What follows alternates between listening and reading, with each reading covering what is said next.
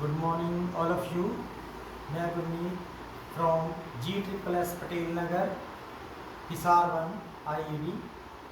तो प्यारे बच्चों, आज मैं आपको रागों का परिचय करवाने जा रहा हूँ। आप साथ साथ अपनी कॉपी पे लिखते भी रहेंगे और नोट भी करते रहेंगे। तो सबसे पहले राग है भोपाली। भोपाली में क्या है, इस राग का जो थाट है वो है कल्याण थाट, और इसकी जो जाति है वो है ओडव ओडव, यानी कि आरोह में भी 5 स्वर लगते हैं और अवरोह में भी 5 स्वर लगते हैं। शाडव, शाडव क्या होता है? शाडव शाडव अगर किसी भी राग में 6 स्वर आरोह और अवरोह में लगते हैं तो उसको शाडव शाडव बोल देते हैं। अगर किसी भी राग में 7 स्वर आरोह में लगते हैं और अवरोह में भी 7 स्वर लगते हैं तो उसको संपूर्ण संपूर्ण बोलते हैं। अगर किसी राग में दोबारा से देखेंगे 5 स्वर आरोह अवरोह में लगते हैं तो उसको ओडव ओडव बोला जाता है। अगर किसी राग में आरोह और अवरोह में 6 स्वर लगते हैं तो उसे षाडव बोला जाता है। अगर किसी भी राग में आते और जाते समय यानी कि आरोह और अवरोह में 7 स्वर लगते हैं तो उसको संपूर्ण संपूर्ण बोला जाता है। कई बार ऐसा भी होता है जैसे आरोह में 5 स्वर लग गए और अवरोह में 6 स्वर लग गए तो इसको क्या बोलेंगे? ओडव शाडव। कई बार ऐसा होता है जैसे जाती बार 7 स्वर लगे और आती बार 5 स्वर लगे, इसको बोलेंगे संपूर्ण ओडव। तो ऐसे इनके नाम रखे जाते हैं। उसके बाद क्या है, इसका वादी स्वर गा है, इसका वादी स्वर गा और संवादी धा है। वर्जित स्वर, इसमें वर्जित स्वर मां और नी है। वर्जित स्वर कौन से होते हैं? जो राग में नहीं लगाए जाते। अगर हम वो स्वर राग में लगाते हैं तो उनके लगाने से राग की सुंदरता खत्म हो जाती है। तो इसका आरोह है सा रे गा पा धा सा, और इसका अवरोह है सा धा पा गा रे सा। और पकड़ है इसकी, पकड़ क्या होती है? पकड़ ये चीज होती है कम से कम स्वरों में राग की पहचान हो जाए। कम से कम स्वरों में राग की पहचान को क्या बोलते हैं? पकड़ बोलते हैं। इसमें पकड़ है गा रे साधा सा रे गा पा घा धा पा मा रे सा।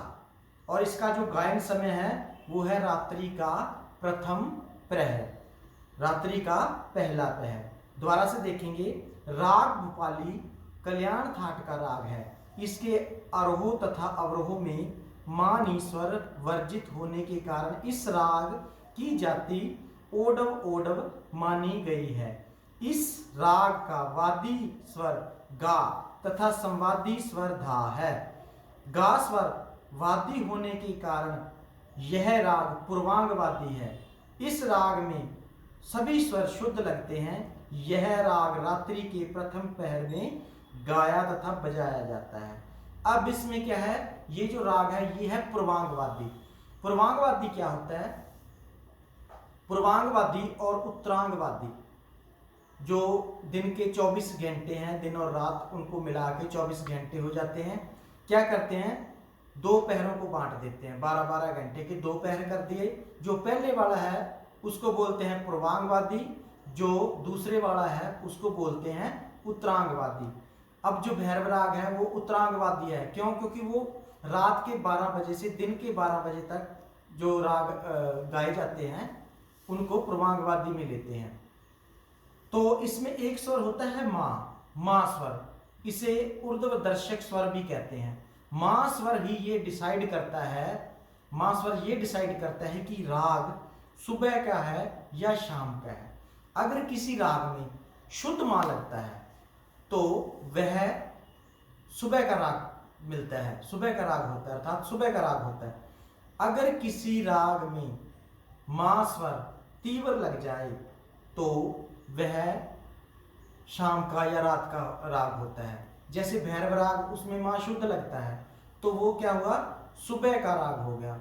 और कल्याण है, इसमें क्या है? मां तीव्र हो गया, इसलिए ये शाम का राग हो गया। तो मां स्वर ऐसा स्वर है ये दर्शाता है कि राग सुबह का है या शाम का है। तो इसी से ये डिसाइड हो जाता है भी अपना जो राग है ये सवेरे के समय में गाने वाला राग है या रात्रि के समय में गाने वाला राग है। तो बच्चों अगला जो राग है ये साथ में आप लिखते जाएंगे। अगला राग है खमाज राग। खमाज राग, इस राग का जो थाट है वो है खमाज थाट। इसका नाम भी खमाज है और इसका थाट भी खमाज है। इस राग के अरोह में ऋषभ स्वर वर्जित है, यानी कि ऋषभ रे, ऋषभ रे को बोलते हैं, षडज सा को बोलते हैं। ये 7 स्वरों के प्राचीन नाम है, ये मैं आपको बता देता हूँ, लिख लो, साथ में नोट कर लो। सा, रे, गा, मा, पा, धा, नी, सा। जैसे सा षडज, रे ऋषभ, गा गंधार, मा मध्यम, पा पंचम, धा धैवत, नी निषाद और फिर वही षडज। तो इसमें ये रे स्वर वर्जित है। इसके वादी संवादी स्वर हैं। इस राग का वादी स्वर गंधार तथा संवादी स्वर निषाद है, यानी कि नी है, गा और नी इसके वादी संवादी हैं।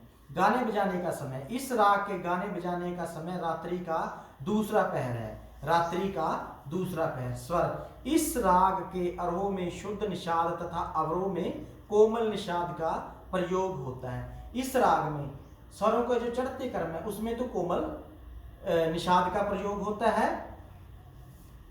इस राग के अरोह में शुद्ध निषाद का, शुद्ध नी का प्रयोग होता है, और जब वापसी करते हैं तो कोमल नी का प्रयोग होता है तथा अन्य स्वर शुद्ध लगते हैं। बाकी स्वर सभी शुद्ध लगते हैं। तो शुद्ध स्वर कितने होते हैं? शुद्ध स्वर 7 होते हैं और कोमल स्वर 4 होते हैं और तीव्र स्वर 1 होता है। और इसलिए एक सप्तक में टोटल स्वर कितने होते हैं? 12। 7 शुद्ध, 4 कोमल, 1 तीव्र। प्रकृति, इस खमाज की एक चंचल प्रकृति का राग है। यह राग अर्थात एक चंचल प्रकृति का राग है, इसलिए इस राग में छोटे ख्याल, ठुमरी, टप्पा आदि गीत अधिक गाए जाते हैं। संप्रकृतिक राग, यानी कि मिलता जुलता राग। इससे जो मिलता जुलता राग है वो है तिलंग। तिलंग राग से ये मिलता जुलता राग है। वर्जित स्वर, इस राग के अरोह में रे स्वर वर्जित है, यानी कि जब हम आरोह करते हैं तो रे जो स्वर है वो क्या है? वर्जित है। विवादी स्वर का प्रयोग, इस राग के आरोह में रे स्वर वर्जित है, परंतु ठुमरी गाते समय आरोह में रे का प्रयोग किया जाता है। ऋषभ स्वर का प्रयोग आरोह में विवादी स्वर के नाते इस प्रकार किया जाता है जिससे कि राग की सुंदरता बढ़ती है।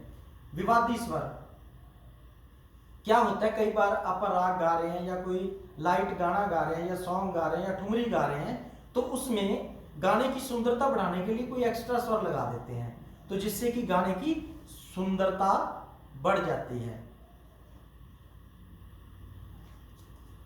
इसमें आरोह में है, आरोह है इसका सागा मापा धानी सा। द्वारा देखेंगे सागा मापा धानी सा। और अवरोह है इसका सानी धापा मागा रेसा। और इसकी पकड़ है नीधा मापा धा मागा पामा गारेसा। तो बच्चों ये था अपना खमाज राग। ये आप लिख लेंगे साथ साथ और अपनी कॉपी पे नोट कर लेंगे। और नेक्स्ट जो राग है वो है राग यमन। राग यमन, इस राग का प्रयोग, इस राग का प्राचीन नाम कल्याण है। संगीत ग्रंथ में यही नाम मिलता है। प्रचार में इसे यमन भी कहते हैं। यमन एक फारसी शब्द है। इस नाम को अमीर खुसरो ने निकाला था। कल्याण राग में तीव्र मां लगता है, किंतु अमीर खुसरो ने कोमल मां का भी प्रयोग कर इसका नाम बदलकर यमन कल्याण रख दिया। थाट, यह राग कल्याण थाट का है। इसका नाम भी कल्याण है और इसके थाट का नाम भी कल्याण है, अर्थात ये आश्रय राग है। आश्रय का मतलब राग का नाम भी वही और थाट का नाम भी वही। स्वर, इसमें मां स्वर तीव्र लगता है, बाकी सारे स्वर शुद्ध लगते हैं। जाति, इसके अरोह में 7 स्वर लगते हैं, इसलिए इसकी जाति संपूर्ण संपूर्ण है। वादी स्वर, इसमें गा और नी वादी समवादी स्वर हैं। तो गायन समय है ऐसा इसका, इसके गाने का समय रात्रि का प्रथम पहर है। अंग गावादी होने के कारण यह पूर्वांगवादी राग है। मैंने आपको पूर्वांगवादी उत्तरांगवादी पिछले राग में बता दिया है। अरोह में इसका नी रे गा मा पा धा नी सा, अवरोह में है सा नी धा पा मा गा रे सा, और पकड़ है इसकी नी रे गा पा मा गा नी रे गा रे नी रे सा। तो ये इसकी पकड़ है। तो ये था अपना राग यमन। उसके बाद जो राग आता है ये साथ के साथ अपनी कॉपी पे लिखते जाएंगे। उसके बाद जो राग आता है वो है देश, देश राग। यह राग खमाज ठाट से उत्पन्न हुआ है, खमाज ठाट से उत्पन्न हुआ है। जाति इस राग के अरोह में गंधार तथा दैवत स्वर वर्जित हैं तथा अवरोह में सातों स्वरों का प्रयोग किया जाता है, इसलिए इस राग की जाति ओडव संपूर्ण है। वादी संवादी इस राग का वादी स्वर रे तथा संवादी स्वर पा है। गाने बजाने का समय इस राग को गाने बजाने का समय रात्रि का दूसरा पहर है। स्वर इस राग के अरोह में शुद्ध नी तथा अवरोह में कोमल नी का प्रयोग किया जाता है तथा अन्य स्वर शुद्ध लगते हैं। वर्जित स्वर इसमें वर्जित स्वर केवल आरोह में गंधार तथा दैवत स्वर वर्जित हैं। संप्रकृत राग यानी कि मिलता जुलता राग, इससे मिलता जुलता राग कौन सा है? सोरठ व तिलक कामोद। मिलता जुलता राग कौन सा है? सोरठ व तिलक कामोद। प्रकृति राग देश एक चंचल प्रकृति का राग है, इसीलिए इस राग में छोटे ख्याल, ठुमरी, टप्पा आदि गीत अधिक गाए जाते हैं। अरोह में सारे, मापा, नीसा, अवरोह में सानी, धापा, धामा, गारे, गानीसा। पकड़ इसकी पकड़ है रेमा पा नी धापा धामा गारे गानीसा। तो ये था राग देश। और अगला राग करेंगे अब हम। राग है अलैया बिलावल। जैसे ये अपनी जो शुद्ध सरगम है ये बिलावल राग में है, शुद्ध सरगम।